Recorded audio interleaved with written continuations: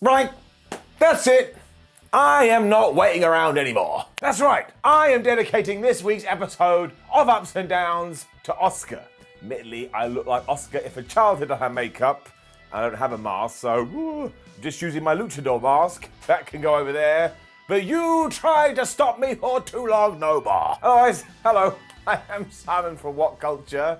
Who doesn't enjoy clicking a YouTube video and being yelled at? But we did just have the latest episode of Ups and Downs. No, wait, we had the latest episode of Monday Night Raw, and now it's time for my show, where I take the finger of power, that's right, my friend, and I give the good bits an up and the bad bits a down.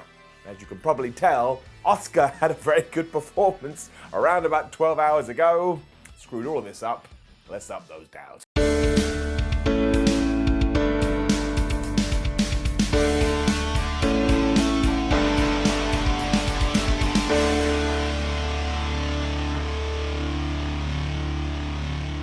So Kevin Patrick was on commentary duties this week, as we were told Jimmy Smith was having a holiday, so I hope he's having a super duper good time. And in our main event, it was going to be Oscar versus Becky Lynch, and we were also going to get Bobby Lashley and the Street Profits taking on Theory and the Alpha Academy.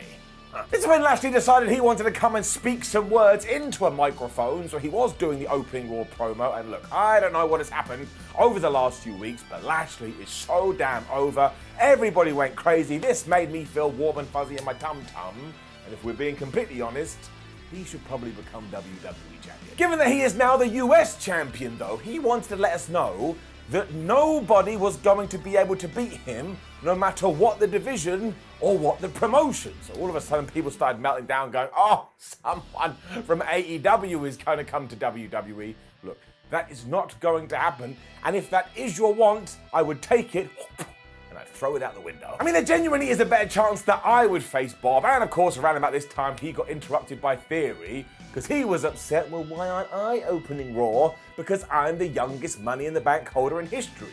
He then compared himself to Michael Jordan and Tom Brady. But there's one problem there, my friend. They have two names, like Michael Jordan, Tom Brady. If they were just called Jordan and Brady, I don't think they would have been as successful. It then did get super interesting because one, we learned that it is going to be Theory versus Bobby Lashley at SummerSlam, so it's the big rematch, if you can call it big.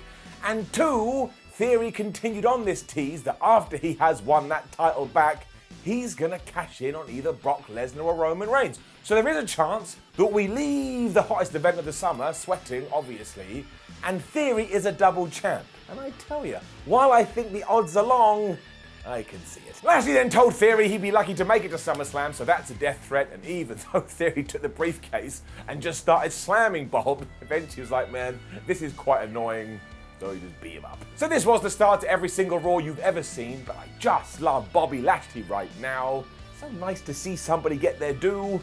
Get it up. Quick interview with Ray and Dominic after this, where Dominic said, there is nobody I would rather learn from than my father. And I was like, well, that's a stupid thing to say. What if you went to sit down a lesson and somebody was going to teach you atomic physics? Do you want Rey Mysterio walking in? No, he's just going to go, let's do a Hurricane Rana. You're like, damn it, Dad, stop. Anywho, they then reminded us that they were about to have a match in their hometown.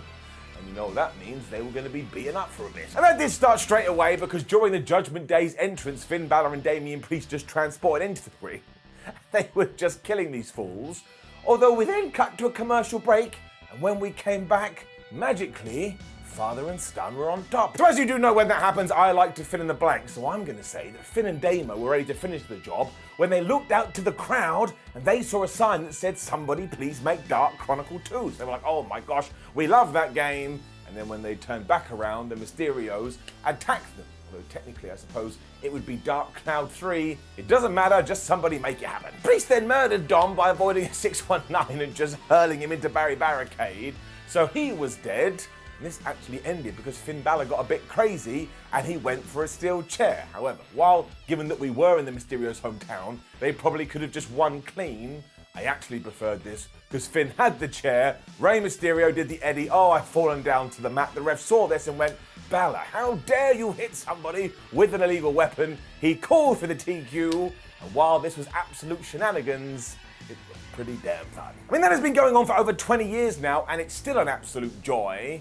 This was kind of one of those matches where neither team should have lost because they're kind of aimless right now. And yes, we continue to tease that maybe Dominic Mysterio will turn on his dad and they'll have a match at SummerSlam. Do I want to see that? Not really. Is it going to happen? Probably. This was alright. The Miz was being interviewed after this, and even though I did say this on SmackDown Ups and Downs, or Money in the Bank, whatever the hell it was, I will say it again as we have reached a Raw. I was a massive idiot last week. I jumped the gun because I believed The Miz when he came to the ring and said, oh no, actually, me and Logan Paul will be teaming up again. But as we underlined here, they are definitely not, and they are two going to have a match at SummerSlam. And yes, Logan Paul is going to be the face. That ain't gonna work. Megan Morant then doubted The Miz because she was like, didn't you just walk out with your match against AJ Styles last week?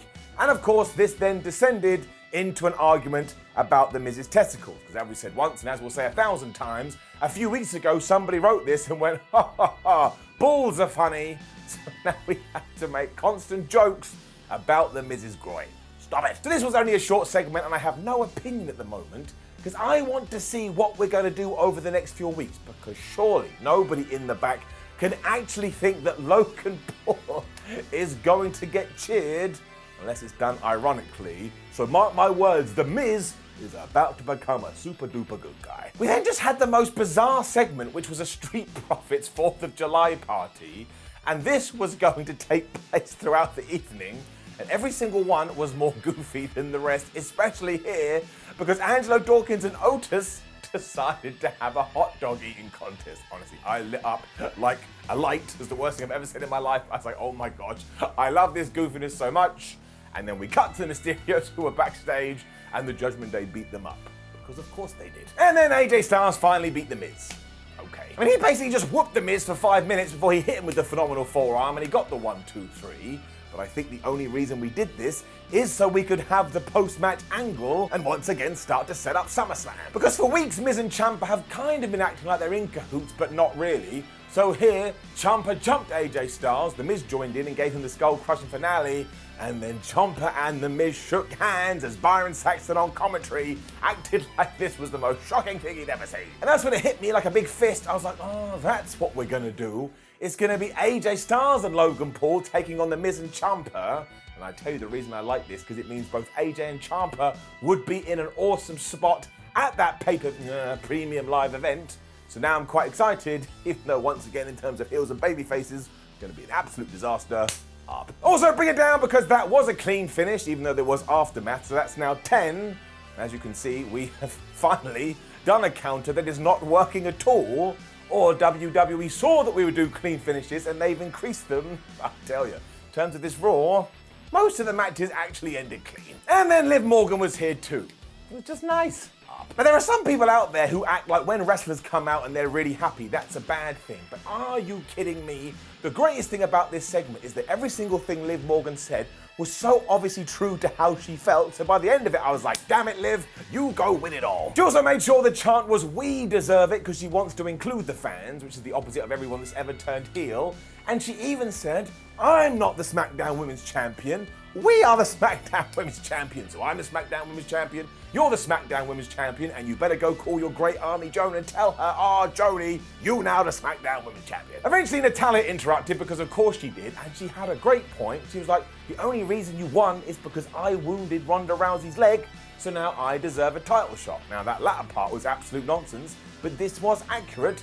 She had weakened up Ronda. Carmella then did the same, and I was like, man, surely you can't ask for a championship match because you don't deserve it. But actually, she was just out there to say, you should go back to SmackDown. Then Carmella and Natalya beat Liv Morgan up. Bianca Belair made the save just so WWE could do their favorite thing in the world, Halabaji.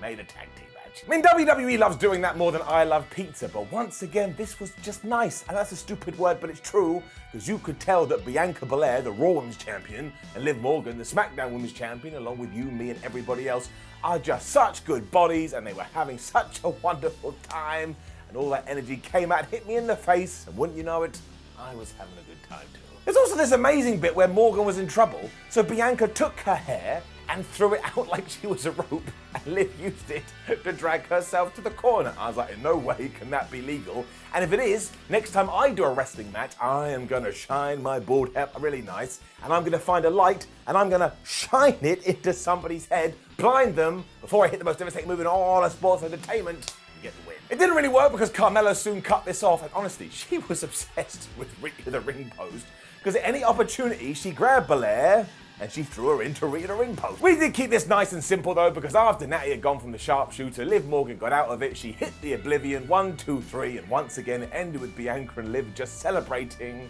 This just made me feel good. And isn't that why we watch an entertainment program? You want to go away with a pep in your step? I had my pep up. And yes, that's another clean finish too. That's 11. We were then back to this party where Mustafa Ali and Cedric Alexander stole Veer's food, so clearly they weren't listening to him when he said fear Veer and don't steal my grub. And MVP was here as well, saying, oh man, it doesn't matter that Omos lost the Money in the Bank because he's really big. This soon turned into 24/7 nonsense, because of course it did, so Omos grabbed Reggie and threw him out of the party. But the big twist, I suppose, is that Ezekiel was here, he wanted to eat hot dog, and he has no aim. Honestly, I was dying. He has no aim. If you have a hot dog, here's my hot dog, right? Here's my ketchup. There's the end of the ketchup. You go like this. For some reason, Ezekiel had it up like there and went flop, just so he could hit Seth Rollins, who was wearing a white suit, so Seth Rollins could get really mad. So Ezekiel, you need to go and see a doctor. Nobody in the history of the world has ever put ketchup on by pointing it up in the sky. And incredibly, yes, this led to Seth Rollins versus Ezekiel. What is going on? We also got that weird video beforehand that we had seen at Money in the Bank, and as I already said, it is not Bray Wyatt, and I'm pretty sure it's Edge, although if I am wrong, wahey woohoo, that will be excellent. And because obviously Zeke was gonna lose here, I tell ya, he really beat Seth Rollins' ass. I mean, he threw him into Timmy the Timekeeper's table, he hit a sit-out powerbomb, he hit a bunch of stinger splashes, and while at no point did I think he was going to be victorious, they tried. And you gotta figure that this is happening because Kevin Owens is injured, so let's take all our health love and send it his way, and I hope he is back soon. And after Zeke had gone for the most devastating move in all of sports entertainment and Seth Rollins had kicked out, he hit the curb stomp. 1, 2, 3.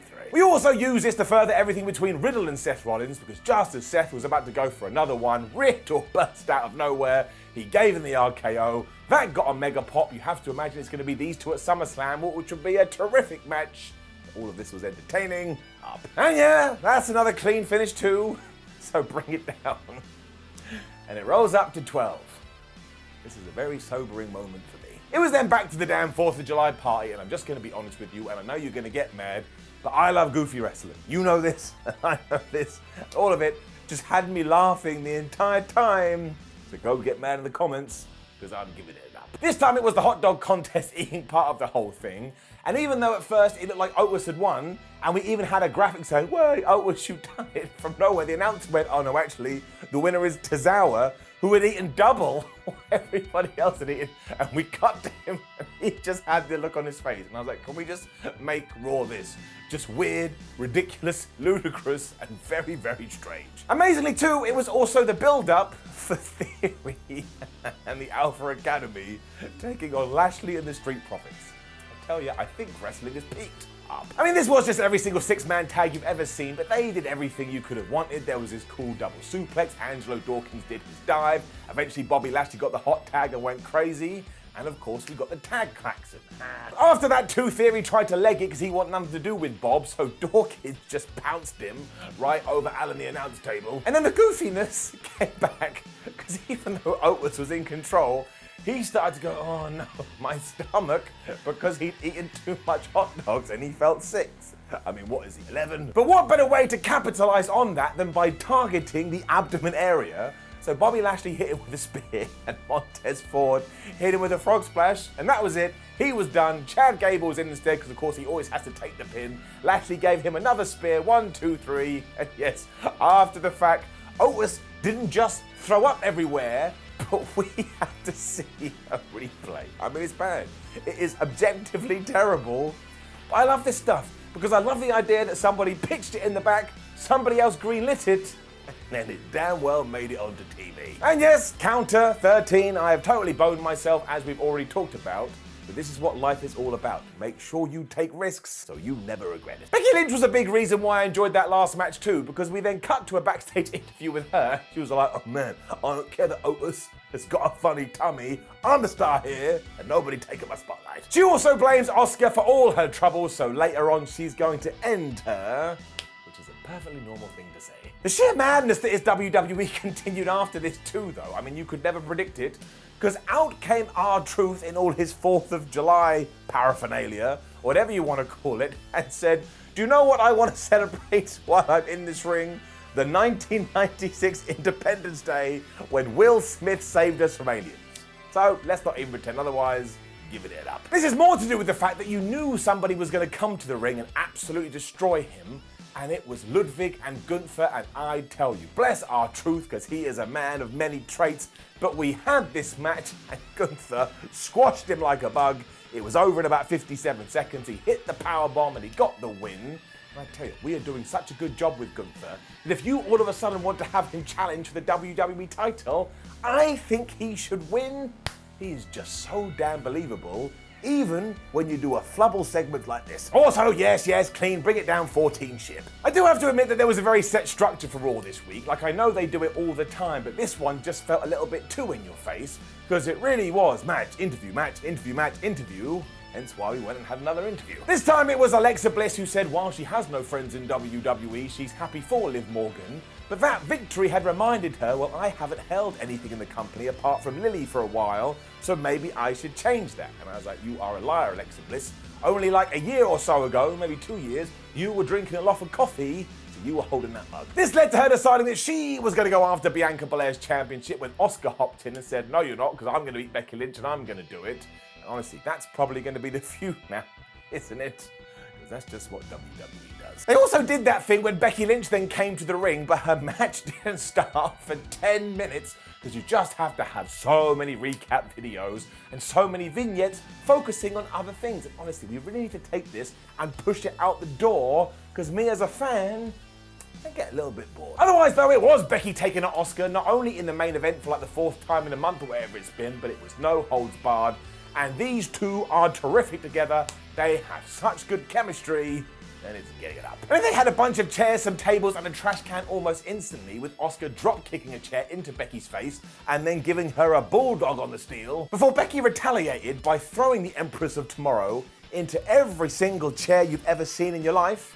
So you know what Asuka did? She got up, she dusted herself off, she propped Becky against Barry Barricade, and she hip-attacked her through it. There was then more suplexes onto the chairs, Asuka trapping Becky in a trash can and kicking the shit out of it.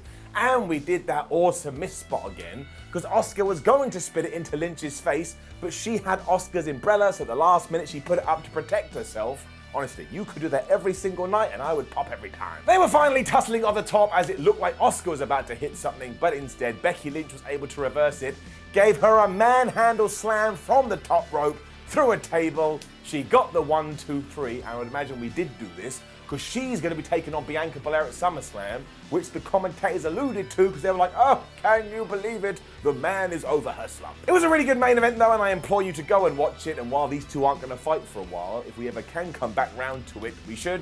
And I've decided that I am not going to give this a clean counter finish mark because it was clean given the stipulation of the rules, but somebody also smashed through a table. Now, you're allowed to debate this one. And am I pulling at straws? Absolutely. But you've seen what's happened today. I need to defend my counter. Which brings us to the end of a very interesting Raw, because as you can see, there's a bunch of ups, but there's not any downs. Now, does this mean it was the best Raw ever? No, it does not. And it was kind of dull for a lot of it. But when you take it segment by segment by segment, if you like goofy wrestling, such as I do, it was all fine. So never forget that. That's just what happens every now and then. I mean, can WWE do better? Of course they can. I can't lie, I had a pretty good time. Now please do leave a comment below and let us know what you thought about last night's episode of Raw. Like the video, share the video, and subscribe. Head over to WhatCulture.com where you can read yourself some articles. Make sure you follow us on social media. And we have loads of videos, especially ups and downs. I would ask that you go and watch them all. My name is Simon Miller from WhatCulture. One last shout out to Asuka because she's so damn good, and I think she's in her 40s now, and somehow she just keeps on getting better. Underrated gem. See you soon.